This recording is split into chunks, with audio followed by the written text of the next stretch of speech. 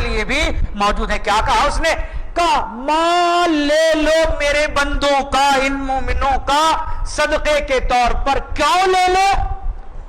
ان کا تھوڑا سا مال صدقہ بنا کے اس لیے لے لو کہ تطہرہم، جب صدقے کے طور پر مال آئے گا تو یہ لوگ پاک ہو جائیں گے، ان کے گناہ دھل جائیں گے، ان کی خطائیں واش ہو جائیں گی. میرے حبیب صدقے کے طور پر ان کا تھوڑا سا مال لے لو تاکہ ان کے گناہ واش ہو جائیں.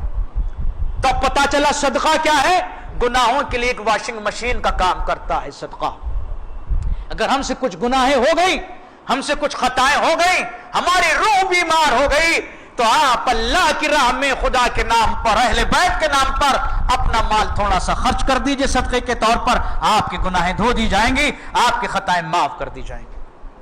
وَتُزَكِّيهِمْ، اور یہ نہ سمجھے کوئی کہ اللہ کی راہ میں خرچہ کرنے سے، بہت سارے لوگ ہیں ایسے کہ جو اس لیے خرچہ نہیں کرتے، ارے صاحب ہمیں بھی تو ضروریات ہیں، اتنا ان کو دیں گے تو پھر ہم اپنا کیا کریں گے، ہمارے پاس تھوڑا ضرورت بڑھی ہے، ہم کیسے دیں. تو اللہ نے آیت میں ایک گارنٹی اور لی. کوئی دنیا کی کمپنی بڑی سے بڑی، کتنے بھی اس کے آپ شیئر خرید لیجئے، اس کے شیئر ہائی ہو سکتے ہیں، مگر یہ کمپنی کوئی گارنٹی نہیں لے سکتی 100% کہ ہم آپ کے مال کو بڑھائیں گے. اللہ کہتا ہے کہ جب بھی میری راہ میں خرچہ کرو گے تو تمہیں 2 رحمتوں سے نوازوں گا، 2 فائدے تمہیں دوں گا. ایک فائدہ، ایک رحمت یہ ہے کہ تمہارے گناہ معاف ہو کے تمہاری روح پاک ہو جائے گی. دوسرا وَتُزَكِّيهِمْ، یا رسول اللہ صدقہ لے لو تاکہ میں ان کے مال کو اور بڑھا سکوں، تاکہ میں ان کے مال میں اور اضافہ کر سکوں. تو اللہ صدقہ لیتا ہے اس لیے تاکہ ہمارے مال میں اور اضافہ ہو جائے. صدقہ جو مال سے نکلتا ہے اور مال کیسے بڑھتا ہے اس کی مثال آپ یوں دیکھیے، یوں ذرا سا آپ توجہ کیجئے.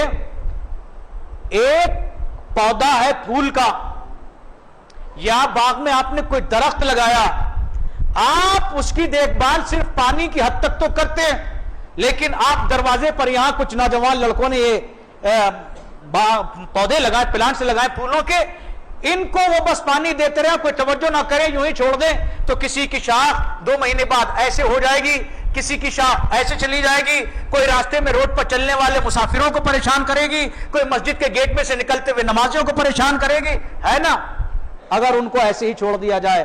مگر وہی لڑکوں نے اتنی بڑی سی قینچی، ایک سیزر لی ہوئی ہے، وہ تھوڑے تھوڑے دنوں کے بعد ان کی ٹہنیوں کو، شاخوں کو کترتے رہتے ہیں.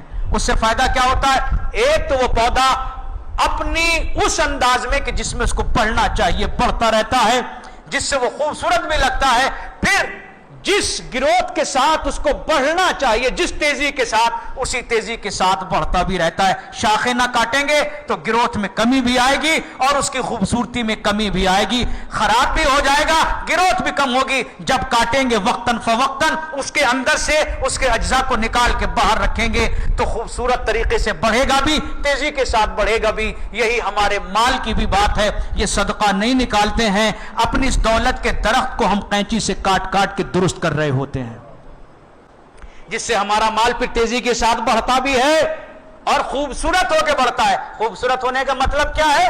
کہ وہ مال پاکیزہ ہوتا ہے.